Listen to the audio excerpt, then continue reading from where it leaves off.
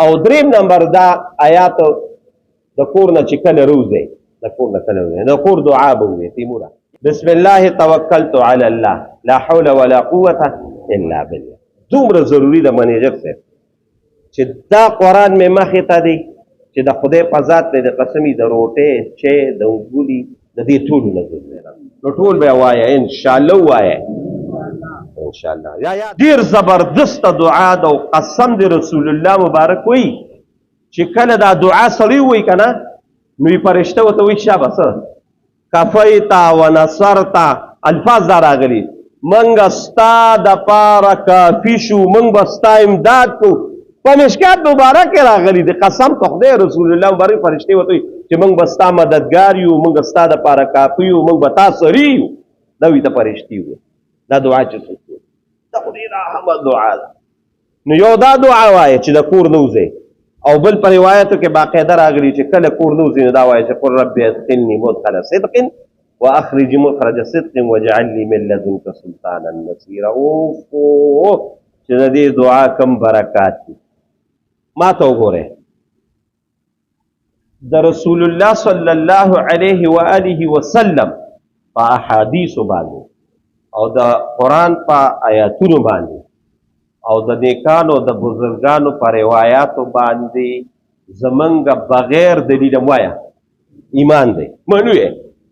خو دا صرف ستا د زړه هغې تسکین دپاره چې دا دې وي قل رب ادخلني مدخل صدق واخرجني مخرج صدق واجعل لي من لدنك سلطانا نصيرا او د کور نه راووتې زما دې د الله په ذات باندې قسم چې کوم ذات دا قرآن نازل کړي کو پتا باندې حادثه راغی یا لکه دا څومره لویه خبره مې راته یار وکړه قسم دې کو پتا حادثه راشي قسم دې کو پته ودردېږي قسم دې کو ته په نقصان کې شي یار د دې خو دومره لوی فضیلت دی دا وایه دا مه پرېږدئ او وایه به م انشاءالله دا چې یو لس ځله ووایې په یو لسم ځل به م یاد وي بیا به یې وایې هر کله چې د کور نه روزې نو په ډمامو باندې خو به نه روزو که نه یار مونږ په روزو په ډمامو نه روزم په ډامو وي سملوم په ډمامو او پاسوم په ډمامو نه ډمامو نه به لږ شانکار دغه کې ښه همدغه کې او الحمدلله چې زه د ډېر وخت نه ویم د ډېر وخت نه ویم الحمدلله چې کله د مې دا روایت اورېده روح د لسو کالو نه ویم تیمور جان او الحمدلله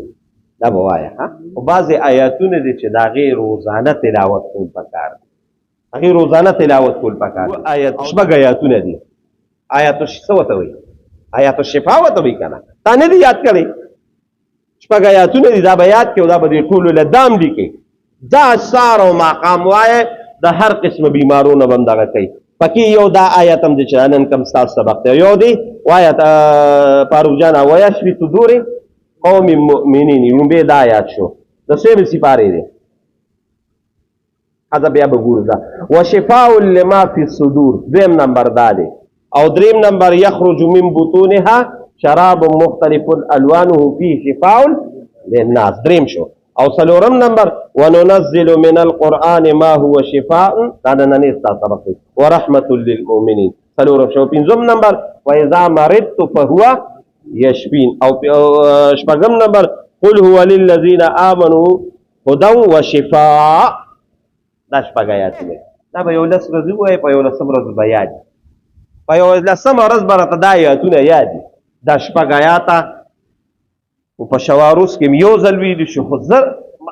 موږ ته چې کومو بزرګان وي هغوی دوه ځله وایه یو یې سهار وایه او ماښام وایه څومره وخت به پې لګېږي 10 سکنډه څومره په 10 سکنډه د خدای د ټولو بیمارونه بچ کړي په 10 سکنډه نیم منټ په دې شپږو